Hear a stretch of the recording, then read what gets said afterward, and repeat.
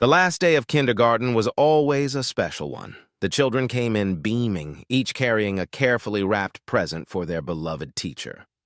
First up was Tommy, the florist's son. He proudly handed over his gift. The teacher gave it a gentle shake, held it up to the light, and smiled. "I bet I know what this is," she said. "It's flowers." Tommy's eyes lit up. "That's right," he cheered. Next was Sarah, whose parents owned the candy store. The teacher took her gift, gave it a little shake, and nodded knowingly. I think this one is a box of candy." "Yes," Sarah giggled, clapping her hands. Then came little Johnny dragging a box slightly damp at one corner. The teacher lifted it and noticed a small leak forming at the bottom. A golden drop trickled onto her hand. Curious, she touched the liquid to her finger and tasted it. "Is it wine?" she asked. Johnny shook his head. "Nope." She tried another drop. "Is it juice?" Again, Johnny grinned and said, "Nope." The teacher, now intrigued, sighed. "All right, I give up. What is it?" Johnny beamed. "It's a puppy." 12-year-old Emily was walking home from school, her backpack bouncing with every step.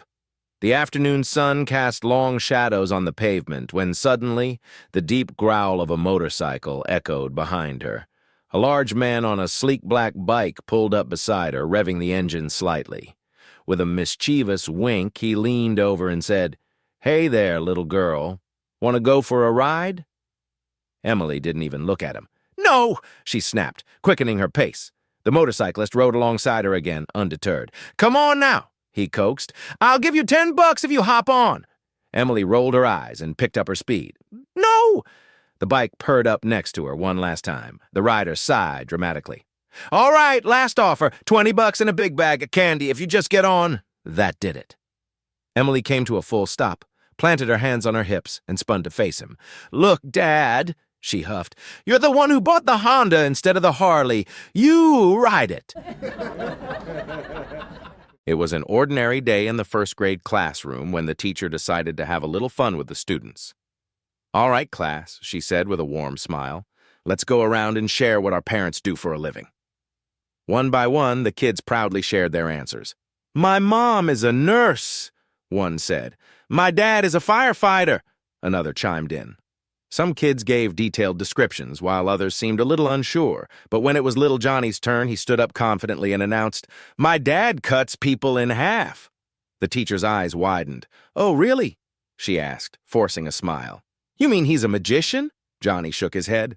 "I don't know." The teacher frowned. "Is he a surgeon, maybe?" Johnny shrugged. "I don't know." Now completely puzzled, the teacher tried again. "Then why do you say he cuts people in half?" Johnny crossed his arms and said matter-of-factly, "Because I have 2 half-brothers and 3 half-sisters." One sunny afternoon, little Sophie bounced into the kitchen, clutching her dog's leash. "Mom, can I take Lulu for a walk around the block?" she asked eagerly. Her mother glanced at their fluffy golden retriever and shook her head. "Not today, sweetie. Lulu is in heat." Sophie frowned. "What does that mean?" Her mother, too busy stirring a pot on the stove, sighed. "Why don't you go ask your dad? He's in the garage." Excited to get an answer, Sophie skipped off and found her father tinkering with the car.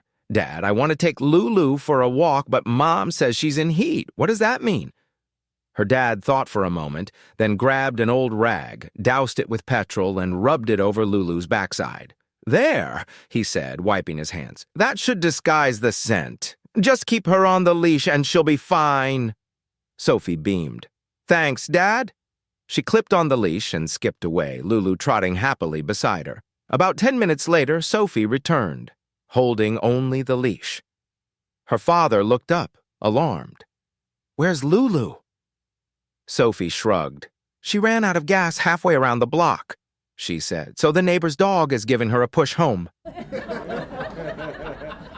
It was vocabulary day in class, and the teacher was determined to get her students thinking. "All right, class," she said, "I want you to use the word fascinate in a sentence."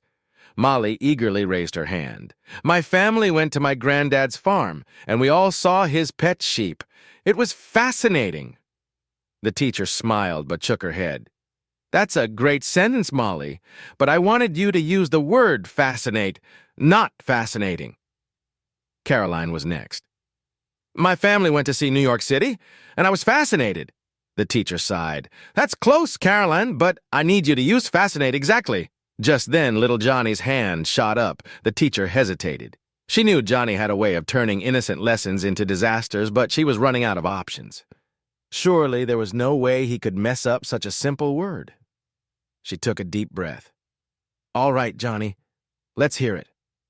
Johnny grinned. My Aunt Carolyn has a sweater with 10 buttons. The teacher nodded encouragingly.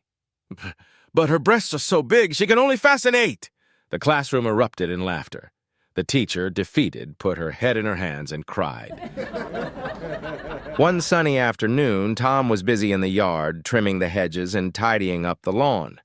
His 8-year-old daughter, Lily, skipped over to him, her face full of curiosity. Daddy, what is sex? She asked innocently. Tom nearly dropped the hedge clippers.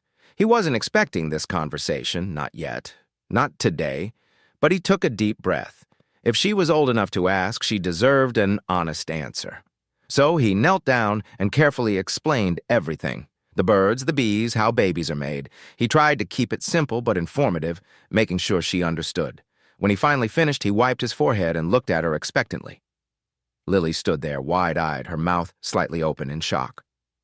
Sweetheart, Tom asked gently, why did you want to know?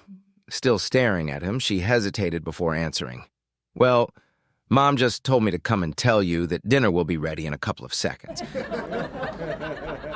One afternoon, 2 little boys, Jake and his 4-year-old brother, Max, wandered into the grocery store. Their mom had given them a little independence, letting them browse while she picked up a few things. Jake, being the older brother at 9, took charge. As they walked down an aisle, something on the shelf caught Jake's eye. He grabbed a box of tampons, examined it with interest, and confidently carried it to the checkout counter. The cashier, a friendly woman with a warm smile, looked down at him. Oh, these must be for your mom, huh? She asked. Jake shook his head. Nope, not for my mom. She raised an eyebrow. Oh, then they must be for your sister. Again, Jake replied. Nope, not for my sister either. Now the cashier was truly curious. Well, if they're not for your mom or your sister, then who are they for? Jake adjusted the box in his hands and gestured toward Max, who was standing beside him, looking up innocently.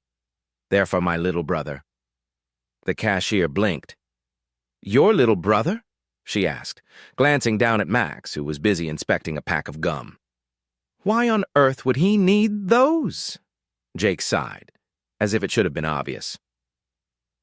Well, he explained matter-of-factly, on TV, they say if you wear these, you can go swimming, run really fast, and even ride a bike, and my little brother can't do any of those things yet.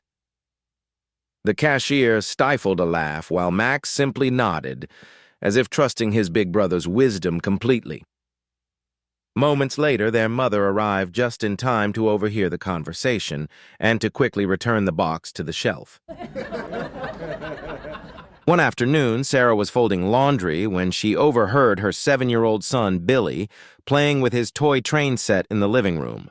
His little engine chugged around the track, making stops along the way. The train came to a halt, and Billy announced in his best conductor voice, "This stop is Los Angeles. If this is your stop, get the bloody hell off. If this is not your stop, stay the bloody hell on." Sarah's eyebrows shot up. Did he just say what I think he said? Curious, she stayed quiet and listened as the train made another lap. It stopped again. "This stop is Seattle. If this is your stop, get the bloody hell off. If this is not your stop, stay the bloody hell on." That was it. Sarah stormed into the room, hands on her hips. "Billy, we do not use that kind of language in this house." Billy froze, looking guilty. "You are going to your room for an hour to think about what you've said," she declared, pointing toward the hallway. "And when you come back, you can play with your train, but only if you use nice words." Billy sighed dramatically, but obeyed, trudging to his room. An hour later, Sarah let him return to his beloved train set. She watched from the kitchen, waiting to see if he had learned his lesson. The train made a smooth lap around the track before coming to a stop. Billy cleared his throat and spoke in a much more polite tone. "This is New York City. If this is your stop, please exit the train. If this is not your stop, please remain on board." Sarah smiled, relieved. Finally, he listened. Then Billy continued. "And if you're wondering why the train's an hour late, just ask the cow in the kitchen." Professor Daniels was tidying up his desk when a frustrated student, Jake, marched up to him holding his exam paper. "Professor, what is this? Why did you give me an 80? Jake demanded. Professor Daniels glanced at the exam, then shrugged. "Because an 80 is what you deserve." Jake furrowed his brow, deep in thought. Then a sly grin spread across his face. "All right, Professor. If I bite my own eye, will you raise my grade to 85? The professor leaned back, puzzled. Bite his own eye? Impossible. But curiosity got the best of him. "Sure," he said, crossing his arms. Without missing a beat, Jake reached into his pocket, pulled out his glass eye, and popped it into his mouth with a dramatic chomp. The professor's jaw dropped. Okay, fine," he muttered, grabbing the exam and changing the grade to 85. Jake, still grinning, wasn't done. "How about this? If I bite my own nose, will you bump it up to a 90? Professor Daniels squinted at him. No way he can do that, but now he had to see how far this would go. "All right," he agreed. Jake smirked, reached into his mouth, removed his dentures, and, before the professor could protest, clamped them onto his nose. The professor groaned, shaking his head, but he changed the grade to a 90. Jake dusted off his hands. "All right, one last deal. If I climb up on this table and pee the perfume Coco Chanel on you, will you give me a 100? Now, the professor knew this was impossible. He leaned forward, intrigued. "If you can do that, I'll give you the 100. Jake hopped onto the desk, unzipped, and, well, let's just say what came out was not Coco Chanel. The professor jumped back, drenched. "What the hell? This isn't perfume, this is piss!" he sputtered, sniffing his soaked shirt in disgust. Jake, still grinning, hopped down. "Fine. We'll leave it at 90. The professor stared at him, speechless, as Jake strolled out of the room, proudly holding his exam. Senator Thompson was making his rounds, visiting schools to show he cared about education. When he stepped into a primary school classroom, he decided to engage the students in a discussion. "All right, kids," he said with a warm smile. "Can anyone here give me an example of a tragedy?" A little boy in the front row eagerly raised his hand. "If my best friend who lives next door was playing in the street and got hit by a car and died, that would be a tragedy." The senator gave him a sympathetic look but shook his head. No, my boy, that would be an accident." A girl in the middle row spoke up next. "If a school bus carrying 50 children drove off a cliff and everyone inside was killed, that would be a tragedy." Senator Thompson sighed. "I'm afraid not," he said, choosing his words carefully. "That would be a great loss." The room fell silent. The students looked at each other, unsure what to say next. The senator glanced around. "Come on, surely someone can tell me what a real tragedy is." From the back of the room, a small hand hesitantly went up. It was little Johnny. "Yes, son," the senator encouraged. In a timid voice, Johnny said, "Well, if an airplane carrying a senator was blown up by a bomb, that would be a tragedy." Senator Thompson's face lit up. "Marvelous!" he exclaimed. "That's exactly right! And can you tell me why that would be a tragedy?" Johnny thought for a moment, then shrugged. "Well, because it wouldn't be an accident, and it sure as hell wouldn't be a great loss." One day, a church school supervisor visited a small primary school to observe a Bible class. He sat at the back listening as the teacher asked the students questions about biblical stories. Wanting to test the children's knowledge, the supervisor pointed to a boy sitting in the last row, none other than little Johnny. "Son," he asked, "can you tell me who broke down the walls of Jericho?" Johnny blinked, clearly caught off guard. He hesitated for a moment before shaking his head.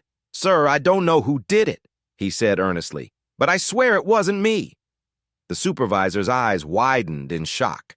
Surely every child in a church school should know this. Determined to address the issue, he marched straight to the principal's office and relayed the entire conversation. The principal leaned back in his chair, sighed, and folded his hands. "Look," he said, "I've known Johnny and his family for years. If the boy says he didn't do it, then I believe him." The supervisor nearly fell out of his chair. What kind of school is this? Utterly appalled, he stormed out and went directly to the regional head of education, hoping someone would take this seriously. After listening to the entire account, the head of education leaned forward, rubbed his chin thoughtfully, and finally said, "I don't see what the big issue is. Let's just get 3 quotations and fix the darn wall."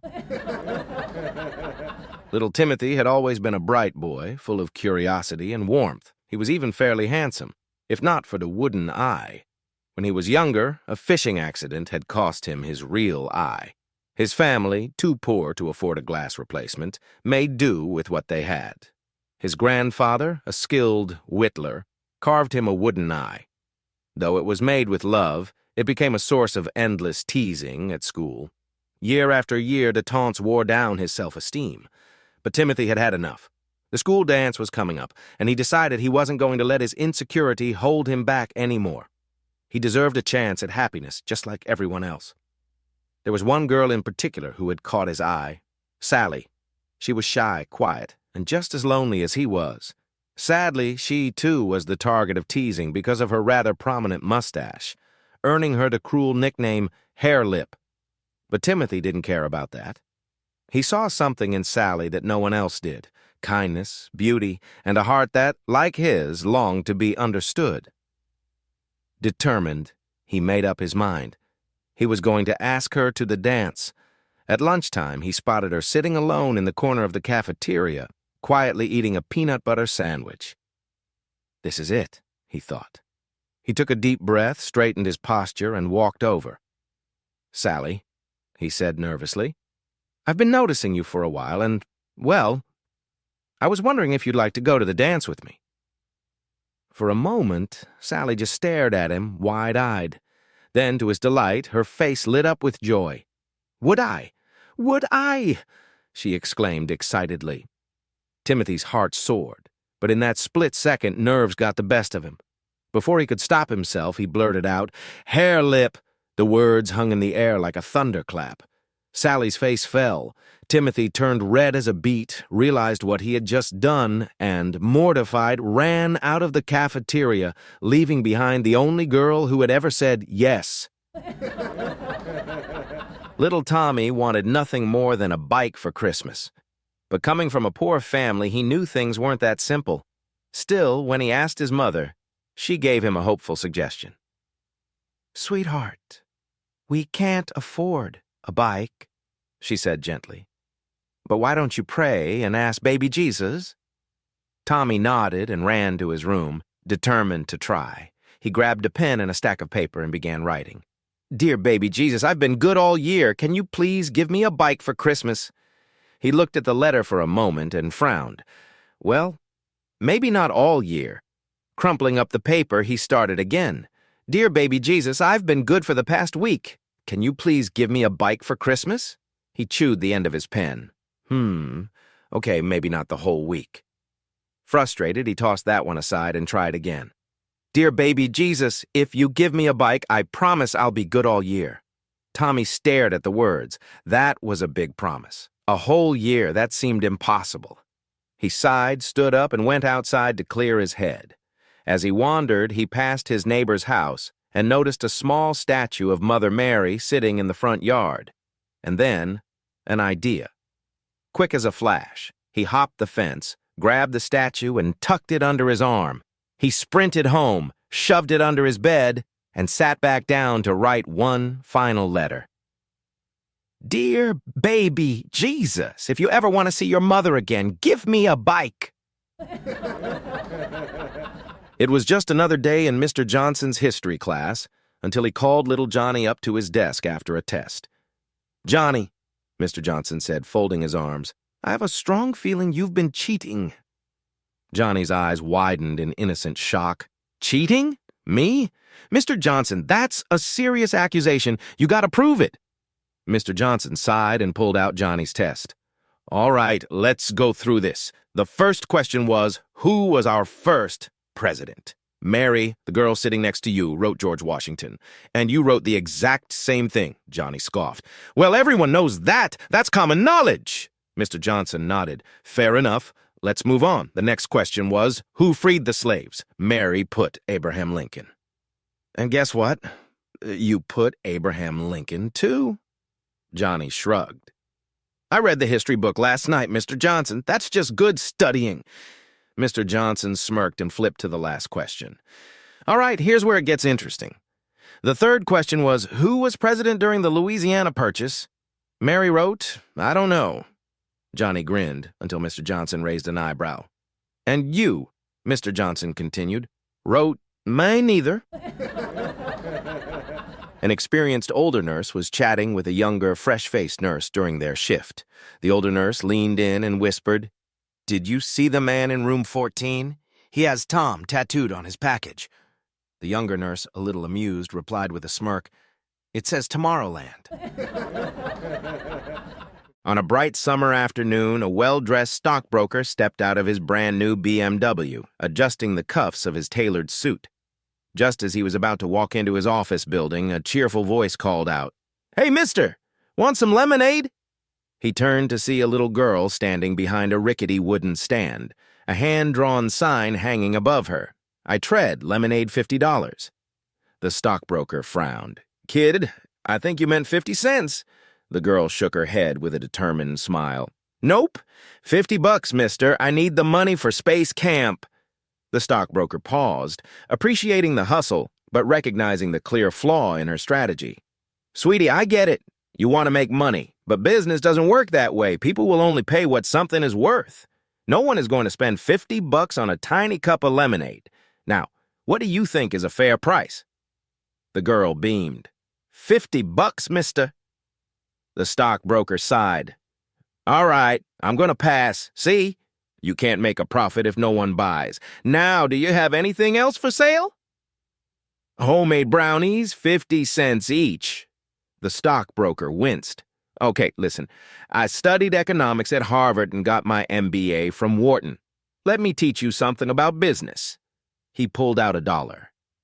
Each of those lemonade cups probably costs you 50 cents to make, right? I'll pay you 10 times that amount because I want to help you understand pricing. The little girl shook her head again. No thanks, mister. $50, please. Frustrated, the stockbroker gave up. Fine, I'll take 2 brownies instead. I know you're losing money on them, but maybe that'll help you learn a lesson. The girl took his $1 and, with a cheerful smile, placed 10 brownies on a plate. To prove his point, the stockbroker picked one up and took a big bite, only to immediately start coughing and gagging, his face contorted in horror. What? What the hell is in these? He choked. The girl grinned. Oh, my special recipe. Eggs, flour, butter, cocoa, sawdust, and goat pellets. The stockbroker gagged again, desperately searching for a way to wash away the awful taste. The little girl calmly pulled out a large jar, overflowing with $50 bills, tilted her head, and grinned. You want some lemonade? One evening, young Emily sat at the kitchen table working on her school paper. She looked up at her father, who was reading the newspaper, and asked, Dad, what's the difference between anger and exasperation? Her father smiled, folded his newspaper, and said, It's mostly a matter of degree. Let me show you. Curious, Emily watched as her father picked up the phone, dialed a random number, and waited. A man answered. Hello? Good evening, her father said politely. Is Melvin there? There's no one named Melvin here, the man replied, his tone already irritated. You should check your numbers before dialing. Click, the line went dead. Her father turned to Emily. See, that was irritation. He was probably busy and our call was just an annoying interruption. Then, without missing a beat, he dialed the number again. Hello? The voice was sharper this time. Yes, hello. Is Melvin there? Now listen here, the man shouted. You just called and I told you there is no Melvin. Stop wasting my time, Slam! Her father grinned. That, he said, was anger. Emily giggled, but before she could respond, her father dialed the number a third time. This time, the phone was answered with a furious roar. "What do you want?" Her father, in the calmest voice imaginable, said, "Hello, this is Melvin. Any calls for me?" For a moment, there was only silence. Then came the sound of the receiver being slammed down with such force that Emily was sure the phone had shattered. Her father leaned back in his chair, smiling. "And that, my dear, is exasperation." It was the first day of school, and Mrs. Thompson was eager to test her new fourth-grade class on American history. Among the students was Pedro, a fresh face in the classroom, having just moved to the U.S. from Mexico. "All right, class," Mrs. Thompson began. "Let's start with a little review. Who said, 'Give me liberty or give me death'?" The room was silent, except for Pedro, who confidently raised his hand. "Patrick Henry, 1775. Mrs. Thompson smiled. "Very good, Pedro." She turned back to the class. "Now who said, 'Government of the people, by the people, for the people shall not perish from the earth'?" Again, nothing, except Pedro. "Abraham Lincoln, 1863. Mrs. Thompson sighed and shook her head. "Come on, class. You should be ashamed. Pedro, who just arrived in this country, knows more about its history than you do." From the back of the room, a loud whisper. "Screw the Mexicans." Mrs. Thompson's face turned red. "Who said that?" Pedro's hand shot up. "Jim Bowie, 1836. A kid near the window muttered, "I'm gonna puke." Mrs. Thompson snapped around. "Who said that?" Pedro again. "George Bush to the Japanese Prime Minister, 1991. Now the class was restless. One student, clearly annoyed, blurted out, "Oh yeah? Suck this!" Pedro nearly jumped out of his chair. "Bill Clinton to Monica Lewinsky, 1997. The room erupted into chaos. Someone from the back shouted, "You little shit! If you say one more word, I'll kill you!" Pedro, unfazed, calmly replied, "Gary Condit to Chandra Levy, 2001.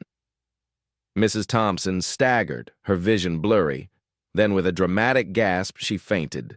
As the students gathered around their unconscious teacher, a nervous voice muttered, "Oh, crap, we're in big trouble now." Pedro leaned in and whispered, "Saddam Hussein, 2003. One sunny Sunday morning, Miss Smith was walking across the school playground when she noticed little Johnny making faces at his classmates.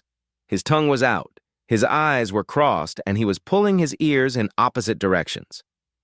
The other children giggled, but Miss Smith knew she had to put a stop to it. She approached Johnny with a warm smile and knelt down to his level. "Johnny," she said gently, "when I was your age, my mother used to tell me that if I kept making ugly faces, my face would freeze like that forever." Johnny dropped his hands and studied her for a moment, as if deep in thought. Then, with an innocent tilt of his head, he looked up and said, "Well, Miss Smith, you can't say you weren't warned." 11-year-old David was a bright boy, but when it came to math, he was hopeless. His grades were abysmal, and despite his parents' best efforts, tutors, extra homework, even hypnosis, nothing seemed to work. Desperate, they took the advice of a family friend and enrolled him in a private Catholic school, hoping a change of environment would do the trick. On his very first day, David came home with an intense, focused expression. He didn't say a word, didn't turn on the TV, and didn't even complain about homework. Instead, he marched straight to his room, threw open his math books, and began studying like never before. For hours, he worked in silence. He emerged only for dinner, ate quickly, and rushed back to his desk. Every single day, this pattern continued. No video games, no distractions, just pure, determined studying. His parents were stunned. Was this the same boy who used to avoid numbers like the plague? Finally, report card day arrived. David came home, placed the unopened envelope on the dinner table, and without a word, went straight to his room. Nervously, his mother picked it up and unfolded it. Her eyes widened.